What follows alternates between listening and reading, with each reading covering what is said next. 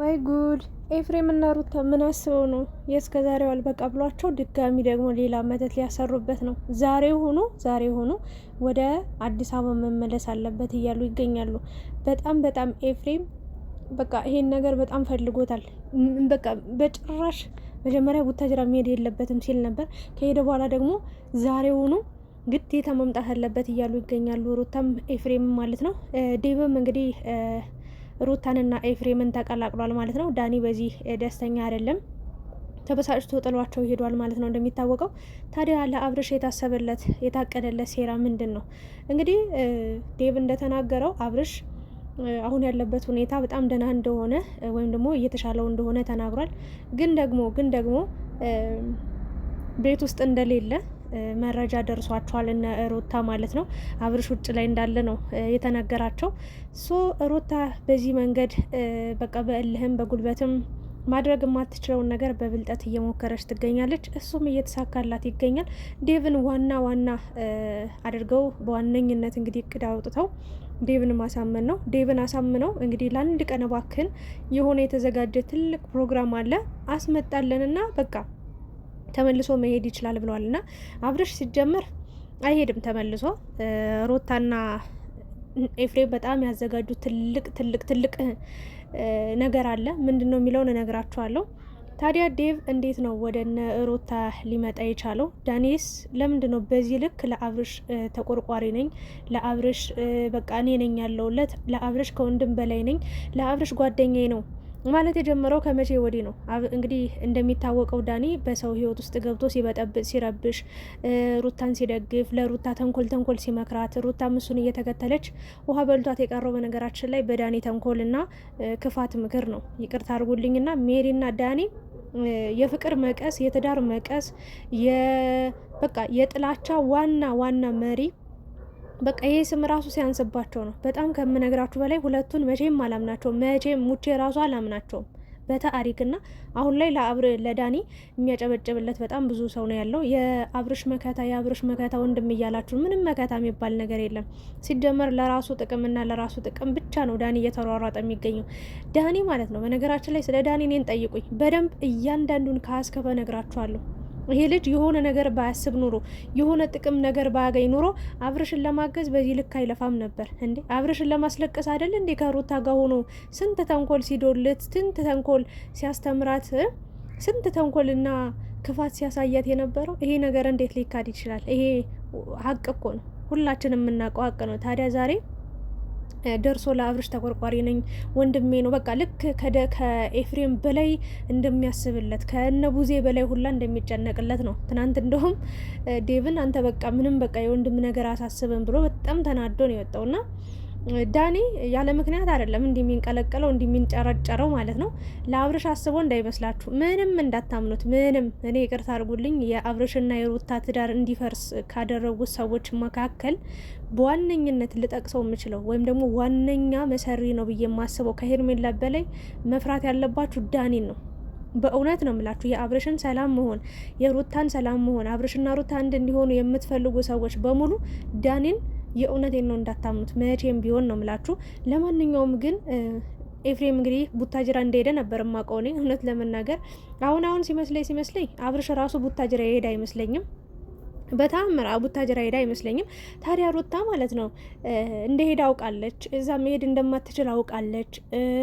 በቃ እንደሚከለክሏት እነጋሽዬን በቃ መጋፈጥ ከብዷታል። በጣም ሼም ይዟታል።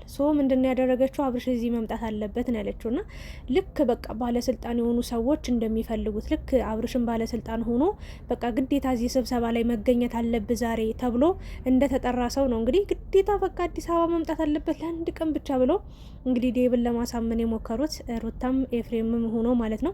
አንዳንዶቹ እንግዲህ መተቱን ድጋሚ ሊያሰሩበት ፈልገው ነው ወይም ደግሞ ለምሳሌ እስከዚህ ጊዜ እስከዚህ እንዲደነዝዝ አድርገነዋል ብለው የቆየው መተት እያለቀባቸው ስለሆነ ጊዜው እያበቃ ስለሆነ ጉዳቸው እንዳይጋለጥባቸው ድጋሚ ደግሞ በሌላ መተት ሊያደነዝዙት ነው የሚል መረጃም እየሰማው እገኛለሁ። ለማንኛውም ስለ መተት እኔ ብዙ ጊዜ ነግሬያችኋለሁ። በእርግጥ አሁን ላይ ብዙ ቦታዎች ላይ ስለ መተት እያየው እየሰማው ነው የምገኘው። መተትም የእውነትም እንዳለ በእውነት ነው የምላችሁ፣ በጣም ብዙ መተተኛ ሰዎችም እንዳሉ እየሰማው ነው የምገኘው። ግን እመኑኝ አይደለም በሩታ አይደለም በኤፍሬም አይደለም በሄርሜላ ምንም አይነት መተት እንደሌለ በዚሁ አጋጣሚ ሁልጊዜ እነግራችኋለሁ። እግዚአብሔርን ነው የምላችሁ። አሁን ሄርሜላን በጭራሽ ከአብርሽ ጋር እንድትሆን ከማይፈልጉ ሰዎች መሀል አንዷ ነኝ። በጭራሽ ግን ሄርሜላ አብርሽን መተት አሰርታ ነው ወደ እሷ የወሰደችው ብዬ በታሪክ ላወራ አልችልም። መተት የሚባል ነገር የለም። እነሱ ድራማ ከመስራት ውጪ፣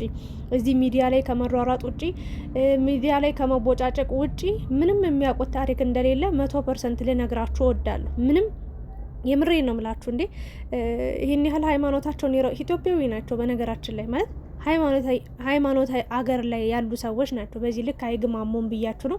ለማንኛውም ግን ይሄ መተት ሊገልም ሊችል ይችላል እኮ አይደል እንዴ? እንዲያደነዝዝ ተብሎ የተሰጠው ነገር የተደረገበት ነገር ሊገል ይችላል። ስለዚህ ይህንን ኃላፊነት ወስደው ሊያደርጉ ስለማይችሉ በተአምር ሩታንም ኤፍሬምንም ከመጠርጠር ተቆጠቡ ለማለት ነው።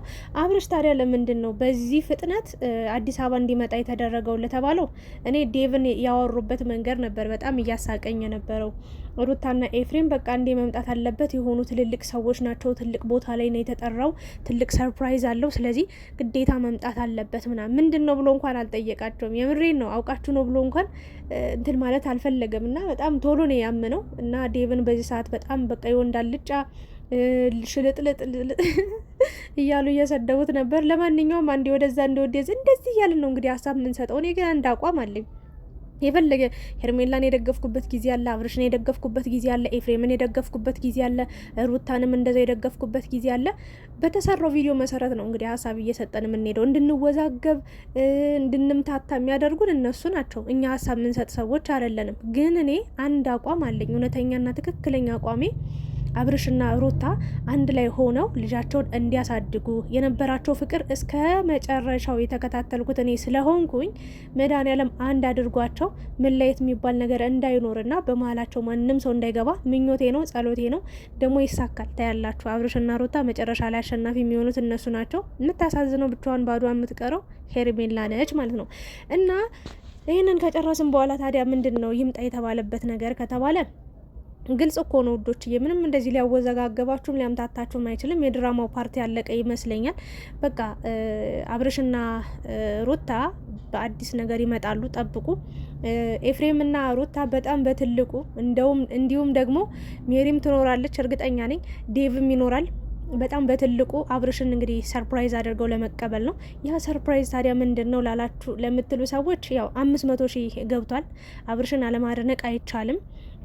የእውነት ጀግና ሰው ነው። መድኃኒዓለምን የሚዲያው መሪ እሱ ነው። በቃ የፈለገ ድራማ ይስራ፣ የፈለገ ውሸት ይዋሽ፣ የፈለገ ነገር ያድርግ እንኳን አይደለም ለሌሎች ሰዎች ለኔ ራሱ አብርሽ ማለት በጣም በሱ ቪዲዮ ነው የምሰራው እየሰራን እንኳን ብዙዎቻችሁን እንኳን ቪዲዮውን እንኳን አጥኝኛው ፎቶ ነው የምጠቀመው። በእርግጥ ይሄንን ፎቶ እንዳትጠቀሚ ማለት ይችል ነበር፣ ግን ፈቅዶልኛል። ለሁላችንም ፈቅዷል። ይሄ ደግሞ መልካምነቱንና ቀናነቱን ያየውበት ነው። ቪዲዮውን ራሱ ሳይቀር እየቆረጡ እየወሰዱበት የሚጭኑ ሰዎች አሉ። እነዛን እንኳን ምንም አይልም። እኔ ለመጀመሪያ ጊዜ አብርሽ የተናገረውን ጊዜ ላስታውሳችሁ። የሩታ አዲስ ቻናል እንደተከፈተ ማታውኑ ሰርቀዋት በእሷ ስም ቻናል ተከፍቶ የእሷ ቪዲዮ እንዳለ እዛ ቻናል ላይ ተፖስቶ በጣም ተናደው፣ ቀን ላይ ነበር የተፖሰተው። በማታ መጣው አብርሽ በጣም ተናዶ በቃ ኮፒራይት አስልካለሁ አሁኑኑ አጥፉ ብሎ በጣም ተናዶ ተበሳጭቶ ሲናገር ነው የማስታውሰው። ከዛ ውጭ ግን በሩታም ብንሰራ በአብርሽም ብንሰራ ምንም የማይል ሰው ነውና በዚሁ አጋጣሚ ልንወድ እንደምናከብር በቃ ለመግለጽ ነው የምወደው። ያው ከሩታ ጋር ከሄርሜላ ጋር ያለው ነገር እንዳለ ሆኖ ግን እኔ በግሌ ወይም ደግሞ እንደ ግል እንዳንተ እንደ አብርሽ ሀሳብ ስሰጥ በጣም ጀግና ሰው ነህ። እንኳን 500 ሺህ 1 ሚሊዮንም ይገባል። ግን በቻልከው አቅም መልካም ነገር ብትሰራ የእውነቴን ነው የምልህ። ዓለም ላይ ያሉ ብዙ አስተማሪ ነገሮች አሉ። ዩቲዩብ ላይ ቲክታክ ላይ ሰርች ብታደርግ በጣም ለትውልዱ ጠቃሚ የሆኑ ለትውልዱ አስፈላጊ የሆኑ ሀሳቦችን ይዘህ ብትመጣ በዚህ በጠንቁላ በምናምን በመታመታት ሀሳቦችን ይዘህ መጣ ከምትሰራ የእውነቴን ነው የምልህ። የተሻለ ሀሳብ ይዘህ ብትመጣ ደግሞ ለወደፊት የተሻለ ሰብስክራይብም ታገኛለህ ብዬ አስባለሁ። ብዙ እይታ አለህ፣ ብዙ ተከታይ አለህ፣ ብዙ አድናቂ አለህ፣ ብዙ ወዳጅ አለህ። እኔ አሁን እግዚአብሔር አብርሽ በጣም ብዙ ጊዜ ነው የምላችሁ፣ መድኃኒዓለምን ነው የምላችሁ፣ ሩታን ሲጎዳት አይቻለሁ፣ ሲያስለቅሳት። ከዛ በፊትም ፍቅር አለች፣ ነፂንም አስለቅሷል። ሴት የሚባል ነገር ሲያስለቅስ ነው የማየው። ግን የእውነት ነው የምላችሁ ከልቤ ያልጠለው በእውነት አሁን ድረስ ከልቤ የምከታተለው ከልቤ የማደንቀው ልጅ ነው። ለማንኛውም ሄርሜላና አብርሽ አሁን በዚህ ሰዓት አብረው እንዳሉ ነው የተነገረው። ምናልባት ከዛሬው ፕሮግራም ላይ እንግዲህ አብረው ይመጣሉ ብዬ ነው የማስበው። ሩታና ኤፍሬም ምንም ሌላ ያሰቡት ተንኮልም ክፋትም የለም። ታያላችሁ፣ አብርሽን ሰርፕራይዝ ለማድረግ ነው። ሩታ እንግዲህ ታያላ፣ በብልጠትም የሚችላት የለም፣ በጉልበትም የሚችላት የለም። በሁሉም ነገር በቃ አቅም ያላትና የፎከረችውን ነገር ደግሞ ሳታደርግ ወደ ኋላ አትልም።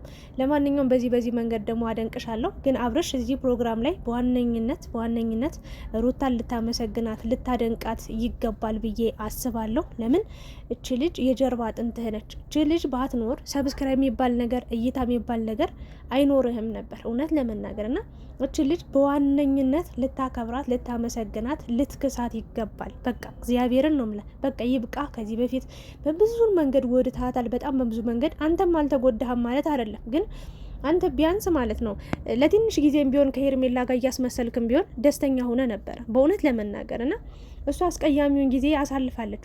ወንድ ነው በእውነት ነው የምላችሁ። መሄጃ አያጣም፣ መግቢያ አያጣም፣ መውጫ አያጣም። ሴት ልጅ ግን አንዴ ከገባች፣ አንዴ ልቧን ከሰጠች በኋላ፣ አንዴ ከወለደች በኋላ፣ አንዴ በቃ ልቧ ከተሰበረ በኋላ ምንም ወደ ኋላ የምትለው የምትጠግነው ወይም ደግሞ የምታስተካክለው ነገር አይኖራትም እና ይሄ በጣም አደገኛና ከባድ ነገር ነው።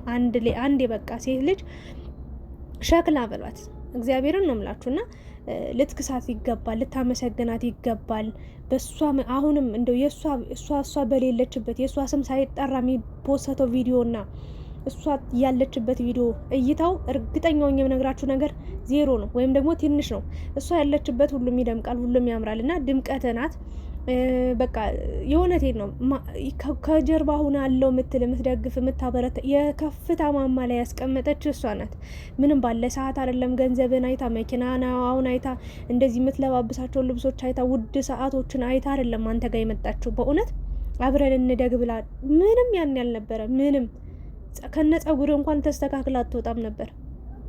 በእውነት አብርሽ በእርግጥ በትናንትና ማንነታችን ማንም ሊወቅሰን አይገባም። ግን ሁላችንም የድሮ የበፊት ማንነታችን በቃ ምንም የማናቅ ፋራ ሰገጤ ነበረን እና ለምን ይዋሻል? አብርሽም እንደዛ ነበር። ሩታን እዚህ ደረጃ ላይ ያደረሰች። ስለዚህ በዛም በዚህ ሙሽሚትን እንትን ከማለትም እዛም እዚህም ከመዝለልም እንደኔ ሀሳብ ሩታን በደንብ አጥብቀ ይዘህ ለሩታ ምስጋና ማቅረብ አለብህ። በዋነኝነት ሩታ የውላንተ ደስታ ነው። እኔ ሩታ እስከዛሬ 100 ሺህም ገባች፣ 150 ሺህም ገባች፣ 200 ሺህም ገባች፣ 250 ሺህም ገባች፣ 300 ሺህም ገባች፣ አንድ ቀን እኔ እንደው የልደቷ ራሱ እንደ ሴት ሰርፕራይዝ ስትደረግ እንደ ሴት በቃ ያማረ የተዋበ የልደት ፕሮግራም ስታሳለፍ አይቻት አላውቅም።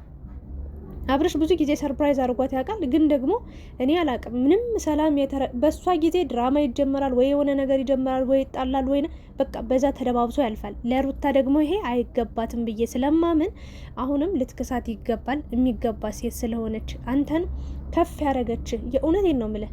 አንተ የእውነቴን ይሄን ነገር ሀቅ ነው ዓለም የሚያውቀው ሀቅ ነው። ስለዚህ ሩታ ግን ላንተ ደስታየው በዛም በዚህም ብላ ተሯሮጣ እንግዲህ ቡታጅራ መሄድ ባያስደስታትም ከሷ መራቅ ባያስደስታትም ነገር ግን ላንተ ትልቅ የሰርፕራይዝ አዘጋጅታ እንደምታየው ዛሬ ተጠራሃለች። የሚገርም ልዩ ፕሮግራም ይኖራል ብዬ አስባለሁ። ሄርሜላ መምጣቱ አይቀርም እንግዲህ በሱ ደስታ የምትደሰት ከሆነ ያው መልካም ምኞቷን ገልጻ ጥሩ ጊዜ ያሳልፋሉ አብሮ አንድ ላይ ሁላቸውም ብዬ አስባለሁ። በጣም በትልቁ ብዙ እንግዳ የሚጠራ ይመስለኛል እንጂ እና እንትን አለ ምናምን የተባለው ውሸት ነው። በቃ ባጭሩ ያዘጋጁት ፕሮግራሙ ሌላ ሰው ሳይሆን ሩታና ኤፍሬም እንደገና ደግሞ ዴቭም ሊያግዛቸው ይችላል ብዬ አስባለሁ።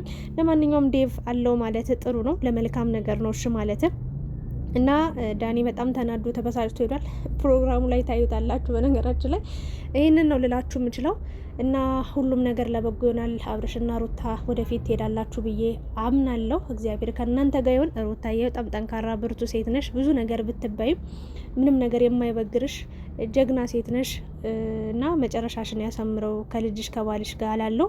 እስኪ እናንተን ሀሳብ አስተያየት አስቀምጡ። ላይክ፣ ሼር፣ ሰብስክራይብ እያደረጋችሁ ውጡ። በነገራችን ላይ ትናንትና ያሳለፉትን የፍቅር ጊዜያት መርሳት የለብንም። አብርሽ ሩታ በጣም ልዩ የሆነ የእውነት የኢትዮጵያ ዛራና ቻንድራዎች እነሱ ነበሩ። በእውነት ፍቅርን እስከ ጥግ ድረስ ሄዱ። በቃ ላመኑበት ወደ ኋላ ማለት እንደሌለብን፣ ለፍቅር ሲባል እስከምን ድረስ ዋጋ መክፈል እንዳለብን እኔ በሩታም በአብርሽም አይቻለሁ። ሶ እነዚህ ልጆች ከፍ ያለ ደረጃ ላይ እንዲደርሱ እንጂ በውሽማ ሩታ እንድትነጠቅ ሩታም ሌላ ህይወት እንድትጀምር ለሄርሜላም በቃ የማይሆን ህይወት ልቡ ሩታ ጋር እያለ እያያችሁ ሄርሜላ ትላላችሁ። እኛ አብሮ አግብቷት ቢኖር ደስተኛ ቢያረጋት ደስ ይለናል። እኛ እንኖረው ህይወቱን። ግን ደግሞ አይሆንማ። በቃ እዚህ ጋር ልጅ አለ፣ ትዳር አለ። አይፈታም ወይ ትዳር ለምትሉት ይፈታል። ግን መች ጠላት፣ መች ከልቡ አስወጣት እንዴ? ደርቦ ሄርሜላን መያዝ አይችልም። ስለዚህ ወይ ሩታን ከነጭራሹ ቢያስወጣት ከልቡ ውስጥ ይሄ ደህና ነገር ነበር። ግን አላስወጣትም። ለምን ሁለት ሴት ባንዴ ይጎዳል እንዴ?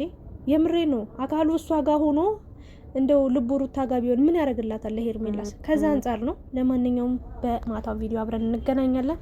ቴንኪዩ የኔ ወዶች። ላይክ፣ ሼር፣ ሰብስክራይብ አድርጉ።